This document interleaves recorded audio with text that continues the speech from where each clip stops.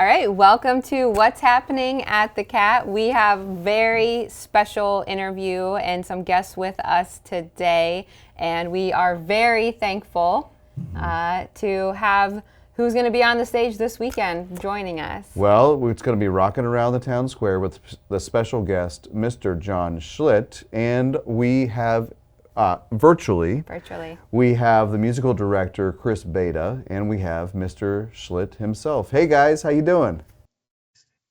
Hey there, how's it going? Doing well, thanks for having us. We're excited to have you. Could we just jump in with asking a couple questions for you? Please, Absolutely. please do. What are you guys most excited about? Go ahead. Personally, I'm most excited about having Mr. Schlitt on our stage and singing with us. It's been a lifelong dream to work with him, and very much looking forward to that. And I'm also very excited to be back again for the first time since 2018 was the last time we did the show. So I'm excited to be playing the guitar and making a joyful noise and maybe adding a few notes here and there. with John. Chris, let me know. I'm sorry, John, I apologize. What are you excited about? Actually, the fact that I'm going to get to do this. I love Christmas. Christmas is absolutely my favorite time of year. And I don't get a chance to do many Christmas songs. And to be able to go out and do 2 nights of celebrating Christmas music in more of a style that I'm familiar with, that I enjoy, with new people. You know, it's not part of my camp, coming in and being a guest with someone that's already developed a routine. I think it's very cool. I'm very glad to be able to do it. Well, we're excited. Hey, one of the things, Chris, can you walk us through, Rockin' Around the Town Square was a tradition at the theater.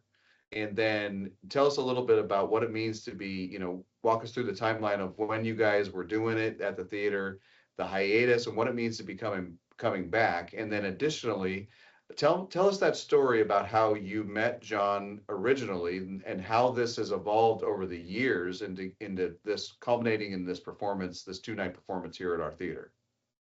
Okay, well, we the show started back in 2008 as a result of not being able to play. I used to lead worship at my home church, and we did that for several years, and a lot of the band that makes up Rockin' Around Town Square is part of that original praise team from church back in the day.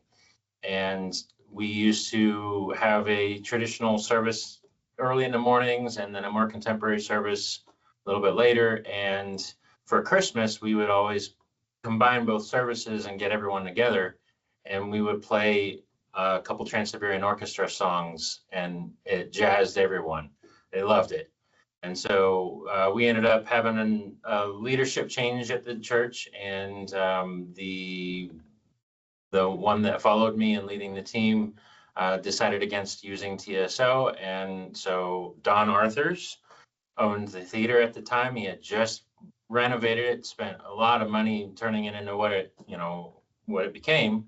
And he was like, well, you know what? We really like playing that song. What do you think? With Christmas being a week away, what do you think? We can put together a show. And so 2008, we put together a show basically in a span of a week. And we made tickets available for free. It was a way to kind of give back to the community for supporting us through the years. And then it became an annual tradition ever since then. We did it every year from 2008 till 2015. And then we took a couple years off, and then we did it again in 2018. But then things happened, and then the COVID pandemic happened. And so we hadn't done it since 2018. And as far as my connection with John goes, related in the same church, I was actually a promoter for Petra's farewell tour for a concert in Youngstown. We brought them to Powers Auditorium in 2005, and And I was still in college at the time and going through a bit of a rough time. And meeting John and the other guys was a breath of relief. And they were a huge source of encouragement, both in person at the concert, but also through the music. Lyrically, Bob's lyrics just, they're rooted in scripture. So it spoke to me. So when given the opportunity to bring Petra to town for the farewell tour, I took advantage of that, and we had a very successful event. I was a little upset, though, with the Trans-Siberian Orchestra because the same night as the concert with Petra, TSO played in Youngstown. So we lost some good attenders because TSO, but that's all good. The concert went over very well. It was always after that, and even before that, I always had a dream of working with John, and I love his voice and love the fact that he's such a genuine, humble, normal person and not a rock star diva. I appreciate that. And so, yeah, when the opportunity came up this year, you had asked us to what we thought about bringing the shows back. And at the same time, I had reached out to John's webmaster and booking agent about having him sing on a couple of my recordings. She literally got back to me the same day that you reached out. And so cool. our previous lead singer, our previous male singer he's like, I would love to, support you guys, but I just haven't really done anything musically over the last few years. So I'll be there, but I'm not going to be able to sing. And so Dawn and I were talking, and I was like, well, I'm talking to John Schlitt right now through his team to do some recording. How amazing would that be to have him do the shows with us? And one thing led to another, and here we are. Man, that's a great story. Chris, I'm a big fan of you, and I know the rest of the members of the band, and I'm excited. The musical caliber that you guys bring is exceptional. I only say that because I don't want to diminish the work that you have done by asking the legendary person that's sitting next to you, Mr. John Schlitt, who has an extensive career before Petra with Head East. John, would you just share a little bit about whatever you would like our audiences to know about your journey, about anything that any projects that you're excited that you're working on? And we got to talk a little bit off camera. Your story is quite impactful for a lot of people. Obviously, Chris was impacted in paying you a lot of compliments about not just the artist that you are, but the human being that you are. Thank you. Yes, you mentioned Head East. When I graduated from college, I actually graduated as a civil engineer. But the day I took my last final exam, I joined a band called Head East. Actually, I'd been part of the band before, but had to quit to finish college for my parents. And so the day I took my last final exam, I was on stage. And to make a long story short, we went from there to recording our own album, which broke out as a major recording with a classic song called Never Been Any Reason. And I toured, it felt like I was touring 24 hours a day, 7 days a week, forever. And it caused me to really start looking for the next high in secular music, and which turned out to be drugs and alcohol, which I wasn't before. I grew up in a really nice family. My parents were great people. But backstage in the secular world, that seemed to be a pretty dominant thing, and I fell for it. So I got fired because I was worse than they were, and went on a 6-month binge of cocaine and booze. And in that same 6-month period, my wife became a Christian, and that drove me crazy because I didn't want to hear about Jesus. I wanted to be a rock star, and Jesus was boring and terrible, and it's so weird looking back at it now. But she would just, okay, fine. She tried to tell me about the Lord, and I say no. It came down to a point after 6 months that I think suicide was the best answer for me. So I was contemplating that at the time, and she came up to me and said, John, you promised you'd come talk to my pastor. I said, when? She says, last night when you're really drunk. I said, you know what? Okay, I'm going to. With the attitude that I wanted her to remember I tried, because I had already determined that the best answer for my family and myself was suicide. So I was actually sitting in a chair figuring out which way to do it. And she tapped me on the shoulder and said that. So I went to this pastor's house that night with an attitude and walked out with the Holy Spirit. And it changed my life. I've never been the same. I remember walking out feeling like there had been a weight on my shoulders for so long that lifted up. And for the next 5 years, I gave up music altogether. I didn't think I'd ever sing again because there was just too much temptation there. You know, I didn't have any idea about Christian music. I mean, to me, it didn't exist. So I was going to be a civil engineer. I was going to be a great father, a great husband. My kids were going to Christian school now. I had a great job. So that was my goal. But I always had that desire. And my wife would say, John, you know, God's not a God of waste. And you're really good at what you do. And you have a great voice. I'm going, don't tell me all this. I'm done. I'm done with music. God's not a God of waste.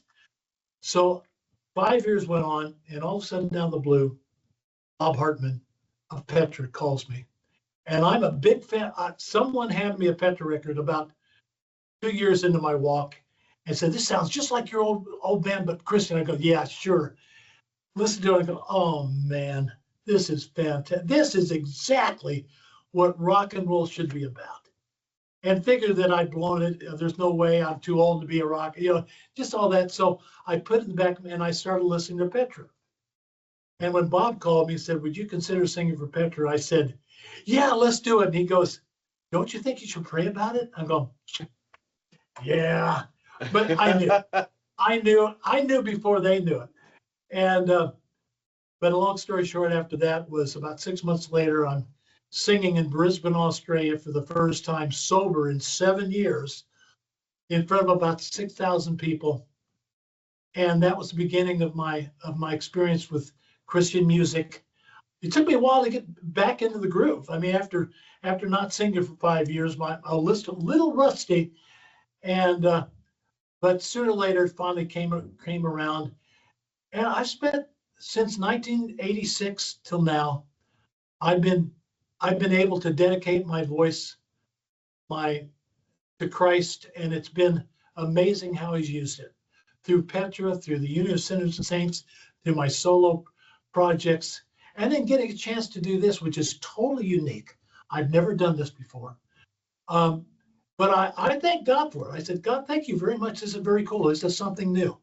And I love Christmas, as I was saying before we got on. I think it's the most wonderful season of the year.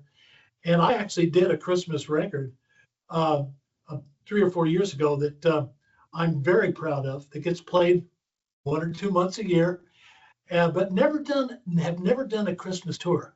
So this is the closest thing to being able to do a Christmas event and 2 days in a row, which I'm very excited about. And as you pointed out, very good band. Before my assistant said yes, I said, you let me hear this band. Right. And I got several, first of all, I got a recording.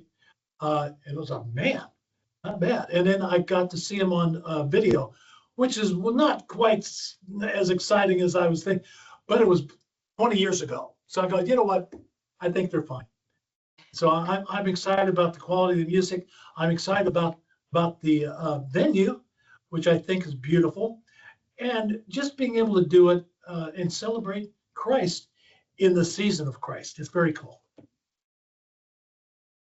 Well, thanks for sharing all of that with us. We're very excited to have you at the theater, and there's been quite a buzz in the community and on social media ever since we announced, that this is coming back to the theater, and obviously with a big headliner as well. So what can the patrons look forward to? Like, what should they be excited about, those ticket holders?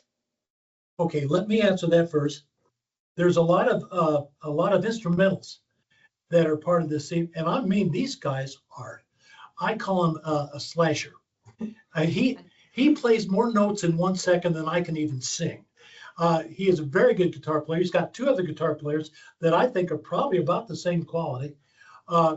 Two keyboard players that are very good, a drummer that's stomping, and a bass player who knows what he's doing. So amazing music, amazing instrumentals. And if the singers are anywhere close, my partner singers, if they're anywhere close to what I heard from the recordings, I'm excited to be able to share that. It's gonna, traditional music done a little different way, which I love. But it'll be an evening of celebration through Christmas music of Christ in a beautiful venue. So how can you go wrong? Come on, folks. Let's fill this place up twice. Come on. Chris, for you, what's changed since, the last time you did it in 2018? I know that you arranged most of this music. Is there anything special about what we'll see here in 2025? The guy sitting next to me, that's kind of a big one. Sure. And no, I mean, for anyone that's seen it before, it'll be kind of similar to what we've done in the past in terms of the music and the arrangements. We might be sneaking one of John's most famous songs from his time with Petra into the set. But as far as the Christmas music goes, it's very similar to what we've done in the past. But the big thing that's different is one of our lead singers this year. And we're very much looking forward to being part of it, having him being part with us too. I'm excited about being able to put my touch in it. And he gave me permission. I had to ask him when I got from the airplane yesterday. I said, do you mind if I sort of do my versions of these things here? He said, you do it. You do it. So it'll be the same, but it won't be. Yep. Awesome. Yeah, I brought him on to be him. So the vocals will be very similar, but will be different. Now it tells me. I've spent the last 3 weeks working on these songs to sound just like it. And then he says, no, you have the freedom to be you. Oh, thank you very much. Well, we are really excited to have you guys. Thanks for taking the time. I know you're taking time out of your recording schedule right now. And is there anything that you would like to, say to our audience? Maybe Chris, you want to let us know the songs that you're working on? I mean, eventually they'll be released for sale, I'm assuming. And you want to share anything about that? I'm not sure about that, actually. It's kind of a project for me, just for fun. Okay. And I covered a couple of Petra songs, one of which we'll be doing at the show, since I already had demos of it recorded for everyone to learn their parts from. Might as well get that voice on it. And and then we are recording tomorrow a song that I wrote that has a pretty awesome lengthy story to it. But that one, we'll see. But we have one original of his that I'm going to sing that I think is it's really a nice song that is part of the season. There's a lot of interesting, I mean, there's classic Christian Christmas songs done a little different way, but then as far as the vocals, very traditional. I hope people sing along. This is not just a show, this is a celebration. And you can't celebrate Christmas better than singing Christmas music. I'm hoping the place is packed. I hope people realize they can come and enjoy the spirit of Christmas through both evenings. And we're not telling they can't come both nights. Come on. But Right. It's just going to be fun. Let's celebrate this season. It's a beautiful time. It's the most important topic in the history of mankind, and being able to do it by singing together. And it really is a celebration. It really is a celebration. It's very high energy at times as a celebration. So yes, we're looking forward to it.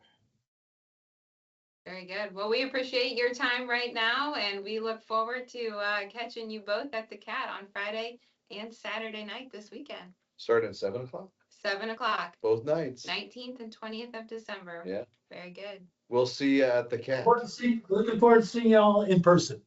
We'll see you then. See ya. Thank All you. right. Thank you, guys. Thank you.